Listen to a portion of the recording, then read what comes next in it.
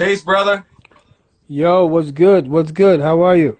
Fantastic. How about yourself? Yeah, I'm doing okay. I'm doing okay. How do I sound? You hear me loud and clear? I can hear you loud and clear.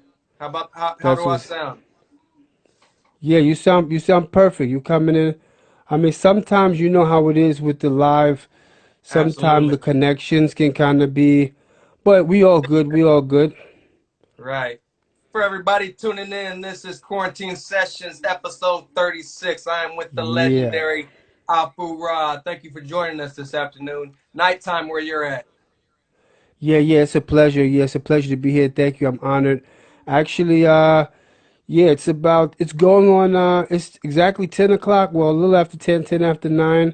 So most of Europe is 6 hours ahead of, well, you're going Eastern Standard Time. So it gets tricky with the time zones. But yeah, I'm 6 hours ahead. And yeah, here to chat it up with y'all. No What's doubt. good with you? Yeah. Chilling, man. You're in Europe right now, correct? Yes, sir. I'm in the Czech Republic. Do you know where Czech it's at? Republic. So, Yeah. I based this around, kind of the coronavirus and just going into your history. Let me ask you a couple questions concerning the virus. I mean, we know how it's hitting the States. Can you Mm-hmm. tell us how it's affecting the Czech Republic where you're at? That's a good question. Actually, as of now, most of all of the restrictions have been lifted. Okay. There are still some social distancing protocols in effect, like for example, you got to wear your mask in public places, indoor public places. But for the most part, like all of the public things are happening. Restaurants can have up to 300 people inside and outside. However, they do have to respect the distancing kind of protocol. It isn't a law, but it's the national protocol. So, for example, if 500 people are in a place, they should have room for 1,000 so that they can be the 1 meter or 6 feet, or at a restaurant, every other table, you'd have someone eating there. And travel, you can pretty much travel nationally within the Czech Republic via bus or train. And as far as the hospital situation, if you were really sick, as far as an emergency, they still don't want you just running into the hospital. So you have to call a number if you had any type of symptoms, and then ambulance will come and see you. And if it's corona, then they know how to treat you, whether you go into the emergency room or if you go to a certain coronavirus kind of dispatch unit. And I would say the Czech Republic, they handle things pretty for the most part. From the 14th of March, they had the nationwide shutdown. And sometimes I feel a little bad that I didn't call like all my New York family and really um, like speak to them with urgency about the virus, and I kind of let it go by, and I kind of watched the states actually act on the virus 2 to 3 weeks later with the distancing, with the protocols, with the just to be careful kind of news. And I think I could have maybe spoke to my people quicker, but of course, just like the government myself also, it kind of came like a bat out of hell. And I think a lot of people were in shock. So, yeah, that's pretty much my take on it. So, the Czech Republic, we're almost back to normal. Most people are kind of going back to work, but some companies, depending on if it's like in a hub city like Prague or Brno, which are the capitals, if there's a lot of employees, they pretty much are trying to restrict them to remote positions. If you can do your job from home as much as possible until the virus is really, because at the moment it's still kind of unknown what's going to happen with it. How have you been staying busy during this time? Well, I don't know. Sorry about that.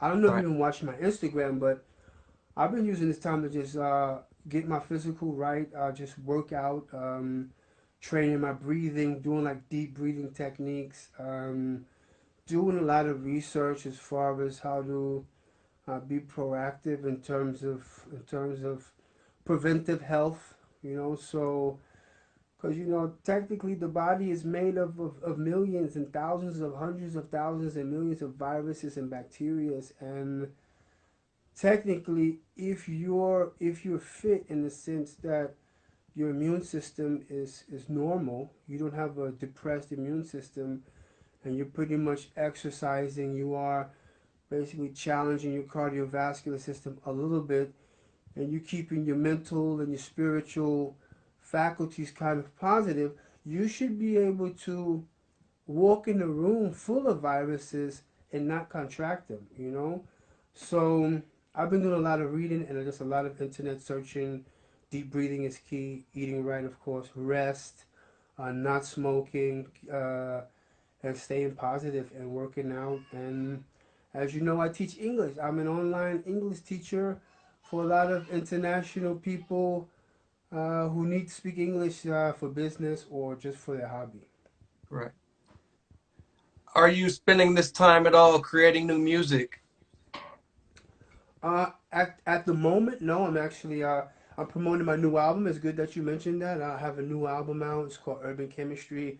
The album's been out since just after Valentine's Day. We released the first single. It's available everywhere on iTunes, Spotify, all digital platforms. It's called Urban Chemistry. Actually, I'm releasing my new single tomorrow, so I'll make sure I hit you off with that. It's called Lion Science. It's Absolutely. kind of a reggae, kind of like a reggae hip hop power track for my lions and my lionesses to stay strong, be positive, and yeah. So it's a lot of work. You know, we got a full album, 18 tracks, 18 videos. Tomorrow will be the 10th video we're releasing.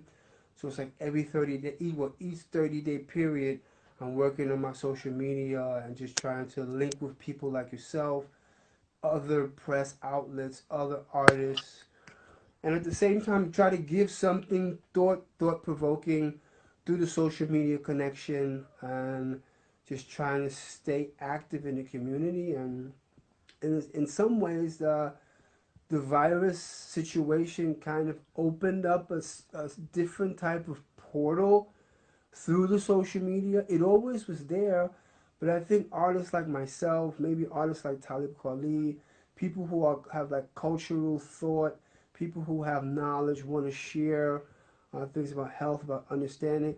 I definitely feel that through the virus situation, it was able to become a separate portal to like reconnect or connect more with the people out there. And in a sense, if you need help, to reach out to people and let them know if you have illness in your families, or how to do this, or did you hear about that.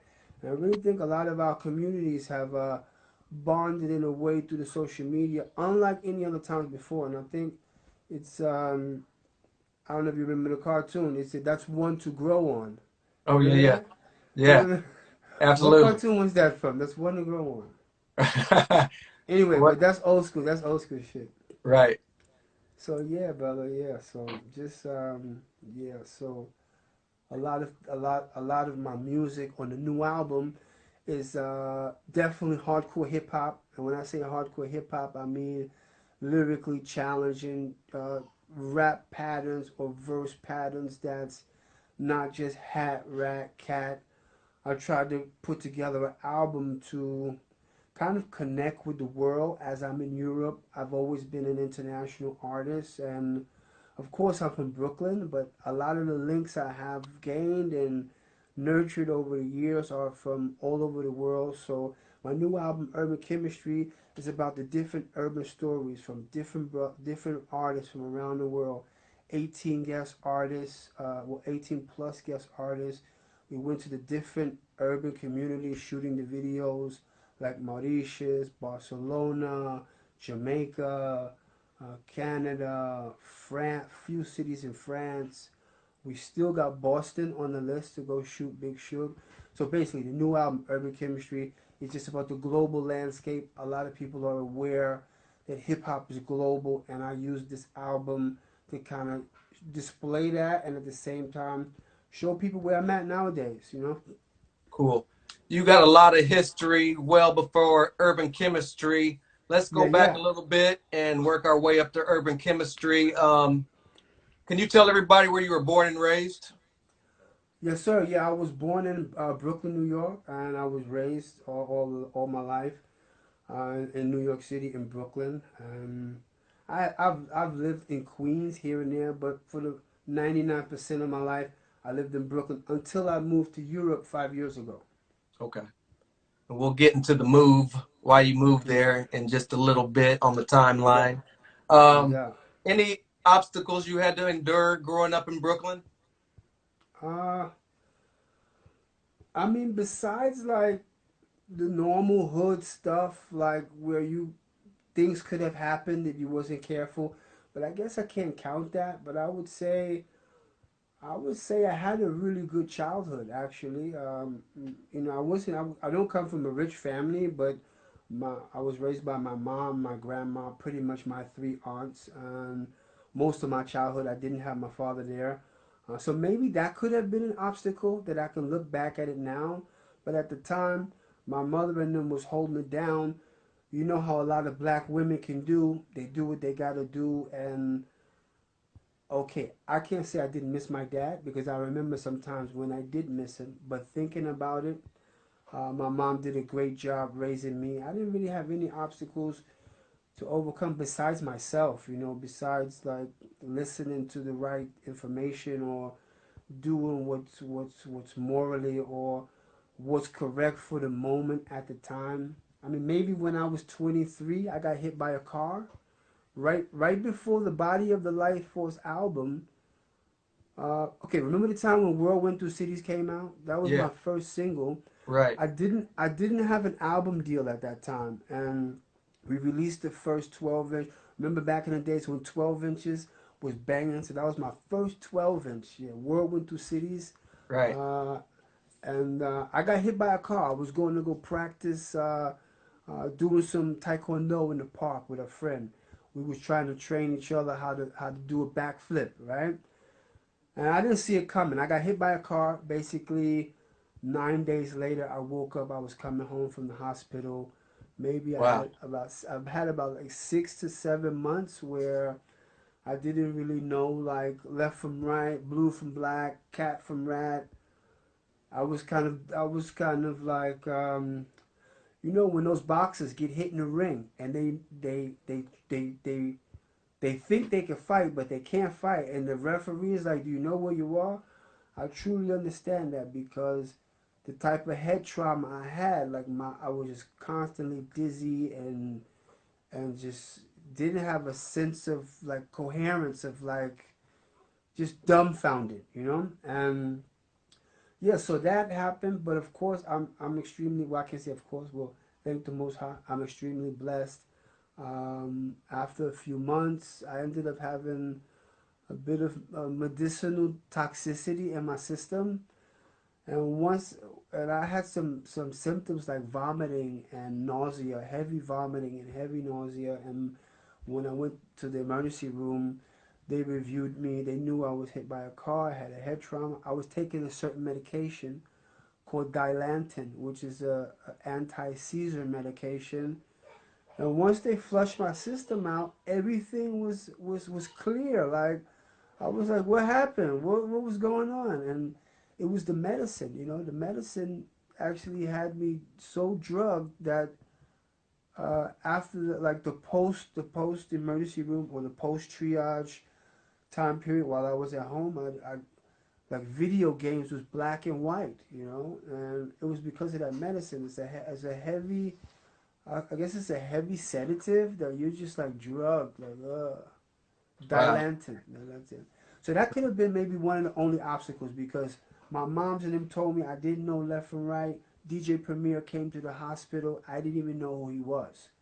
So it was that bad where my head was hit so bad that like a lot of the memory was gone, and I'm happy that it came back. And so at that point, then my wife at the time, who was my ex-wife now, was like, yeah, you a rapper and this and that, and here's your rap book. And a lot of people don't know the story.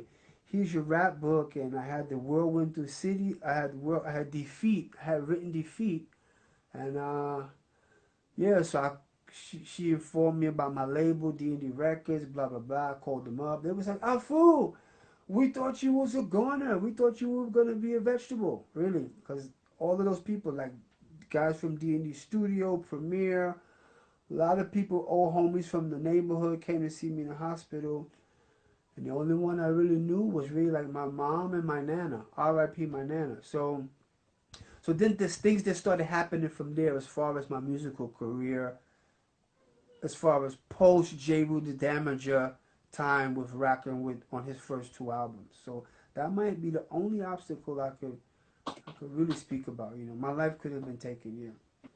Can you take us back to what inspired you to pick up the pad and pen? Maybe an event in Brooklyn, an MC. When did you decide to take up lyricism and make a career out of it?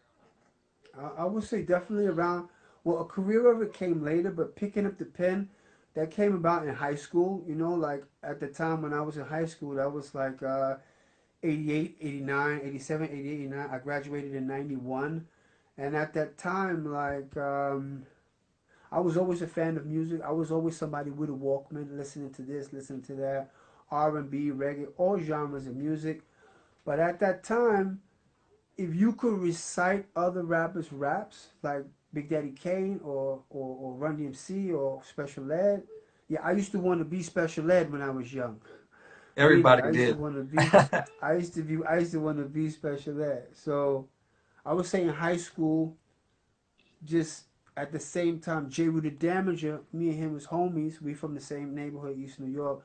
Jeru the Damager was constantly rhyming around me, so he was the one kind of that I can say he taught me how to rap, but he definitely gave me the inspiration and the encouragement and even somewhat of the technique as far as how to ride the beat, how to actually even feel a beat, because it's a certain type of technique, you know. And so we was doing that on the bench in the park or on the mailbox, and from watching him rap, freestyle, write rhymes.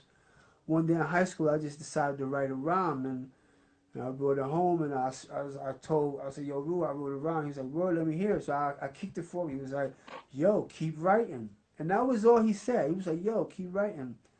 And so that was kind of what inspired me to pick up the pen was the forefathers, like mainly Run DMC, Kumo D, I could say mm, Ultramagnetic, uh, X Clan. I'm coming from that era where I saw like Run DMC do their thing, and then they went kind of like a little bit crossover, and then I saw like other artists like Kumo D or like Chubb Rock or like as I mentioned, Grandmaster Fast and Furious 5. You know, so that whole era kind of like I want to say inspired me to rap. I really say Jeru inspired me to rap because that was my homie, and he was killing it on the block every day. It was like, yo, Ru, rap, rap, and he would kill it. So I would have to give that to Jeru, but of course the initial inspiration was from that kind of like beginning of MTV era when rap first got on MTV. That whole era kind of like inspired me. Like, yeah, I could do that too, and most likely Special Ed too. At what point and what's your earliest memory that you can remember of being introduced into the Gangstar Foundation fold? Yeah, no doubt. I mean, it happens step by step, of course. As we spoke about Jeru the Damager. Shout out to Jeru. Uh, you know, things just started happening. I guess like where we from in East New York, and specifically where I lived, on top of a hill called Miller Hill. On top of Miller Hill, I was from there. True Master, who made beats for Wu Tang, like a lot of Ghostface tracks, and J. Rue at the time. He used to be around my house. Okay, I would be at his house also, but just for some reason, people like Blase, myself, J. Rue the Damager, who did I mention again? True Master. At the time, for some reason, True Master was linking with the RZA. And the RZA, not really the RZA, but the Jizza used to be coming around my neighborhood in East New York. We used to play chess. And this was like before Wu Tang. And another friend of ours by the name of Vic Black, he somehow was working in a club. He met Guru. Of course, Jeru was nice, so Black took it upon himself to introduce Jeru to Guru. just because. And one day, one day Black was in a situation, we helped him out, and he was like an older G, so he kind of saw us as shorty. So when he knew Jeru was nasty like that, somehow Guru was in New York, he was from Boston, he didn't really have no soldiers, he was just him. Somehow my homie Black, he linked Jeru to damage up with Guru, and Guru just thought Jeru was nice and started walking Jeru's dog. And as Jeru got the come clean hit from Primo, it was like right around that whole time when Jeru single Come Clean exploded, they went right into Jeru making an album. So at that time, I guess they had to be like, I guess 92, something like that. It was like, y'all fool, we go in the studio, Primo, Guru. And I was like, all right, let's go. So I didn't really think nothing of it, like I'm gonna be a rapper, I'm gonna do this and that, you know. And so yeah, so just in the process of every day going in the studio, Jeru was building the album. He had the hype of Come Clean. I was in the video. I was his man. Jeru usually would always like push me forward, like, yo Primo, like if you think I'm nice, wait till you hear our food. Yo Guru, if you think I'm not, wait till you hear our food. And I never used to rhyme around them. It was just like I was Jeru homie. I was cooler. I was rolling the blunts. Jeru would be like, yo, our food, go to the store, I would hold Jeru down like that. So that's how my indoctrination and just my just the, I could say just me clicking with the click and the click becoming a click. It happened because of Jeru and the whole Sunrises in the East album making process. And around that time, everything kind of came together. Like Guru was working with a lot of other artists, and Primo was working with Jay Z and Fat Joe and Jeru and Group Home, and then I was there. So it kind of all just, you know, it was in the stars, brother. It was in the stars. So Jeru reaches out. What was the conversation like when he said, I want you to get down on my debut album? What was the creative process going into Mental Stamina?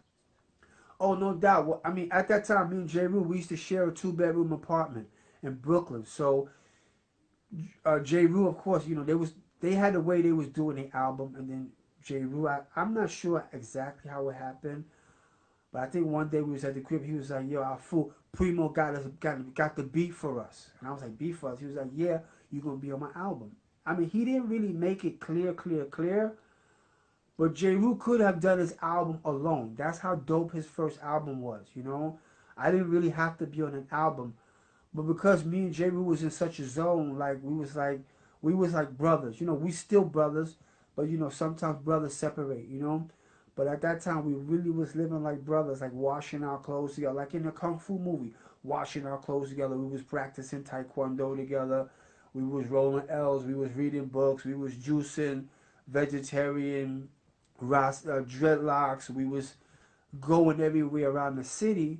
So I guess Jeru felt if Afu was with me everywhere, it might seem strange he didn't put me on the album. Plus, Jeru thought I was nice. Jeru thought I was nicer than I knew I was nice.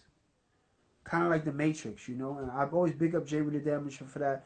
If we want to say, yeah, he taught me how to rhyme. Yeah, he taught me how to rhyme, and I'm proud to say that because how many people could say somebody like the God Jeru the Damager taught him how to rhyme, you know? So Right. around that 92 era, I got introduced to Primo and Guru, and just from staying around, things happened, and then the Gangstar Foundation formed, and I kind of was always there.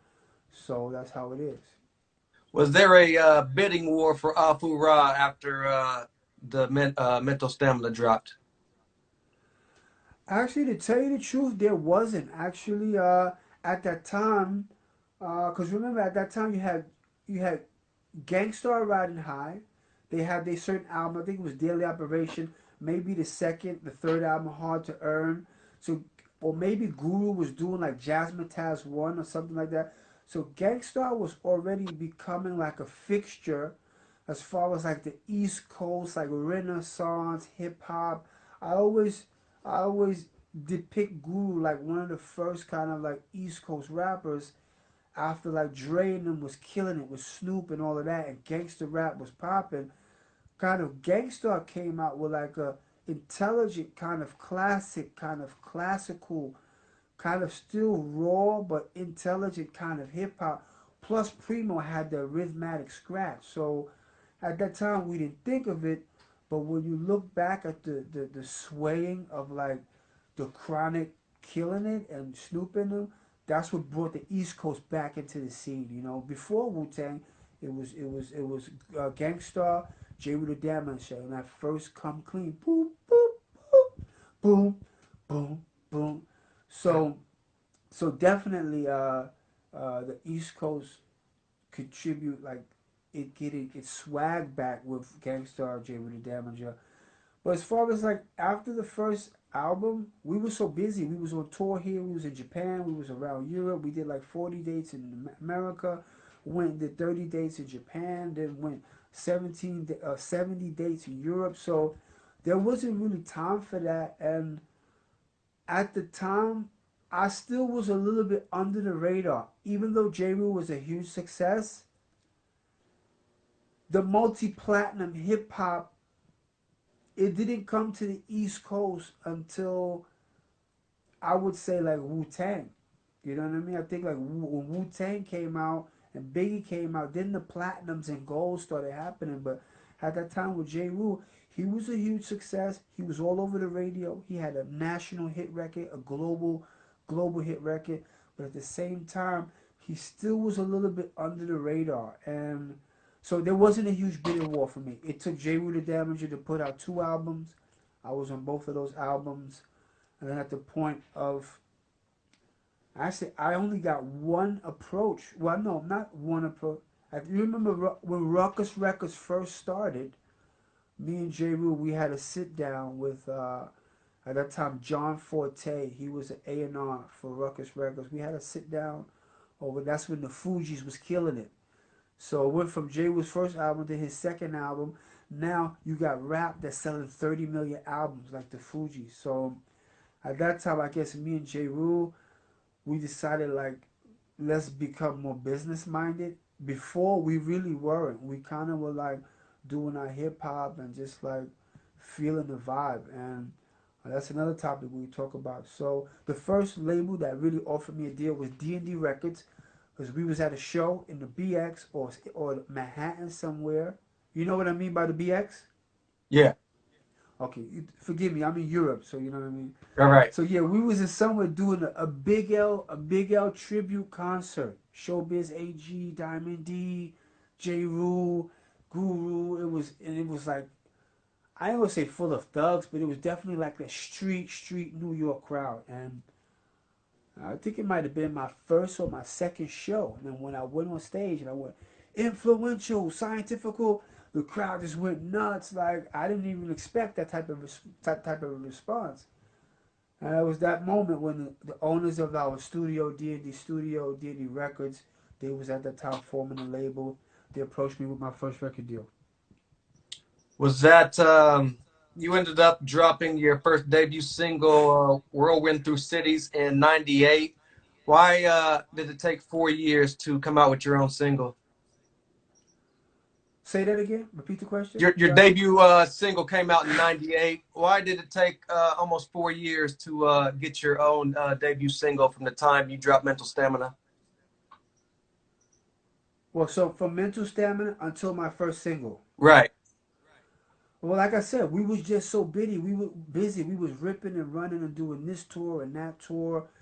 And actually, nobody really approached me. And as much of a following I developed by going on those tours, going all over Europe and Japan.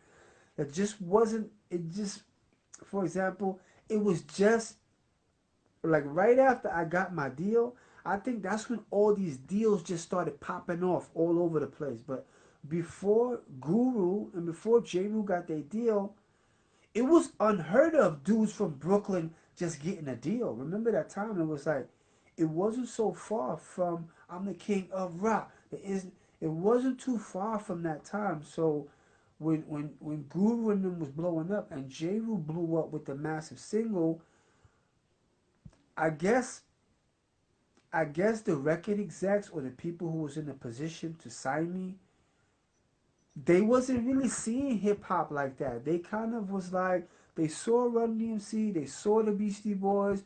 Okay, gangster rap was going on in the Cali, so they didn't really their vision didn't come together as far as what could be on the horizon with East Coast hip hop. Because also remember, Gangstar, as successful as they wasn't gold, they wasn't platinum.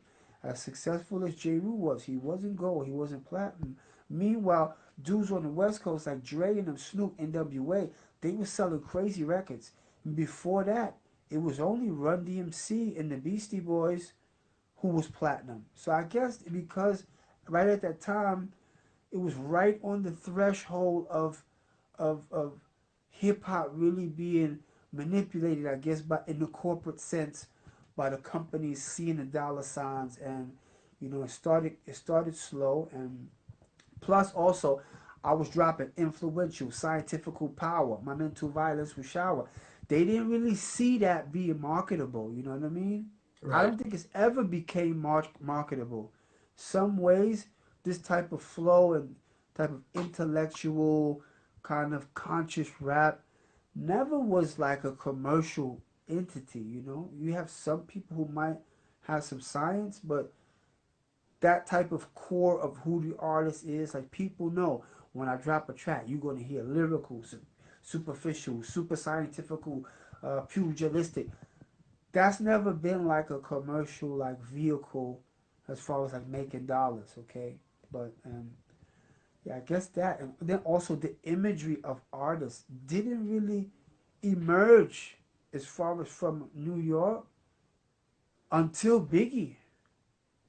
Like the whole imagery, like promoting an image and letting that actually sell the records beyond the music, that came in with Puffy. And a lot of people may have hated on Puffy, but when we really look at it, Puffy was a marketing and a promotional genius, and it's nowadays a lot of artists like myself is trying to catch up and trying to play the social media game and try to like push our image and let the image sell the music. And Puffy did that, and he did it in a special, unique way by cross branding artists with high fashion. Even though Biggie was street and hard, he cross marketed him and branded him with like Versace and like all these different brands, and it kind of like it led the way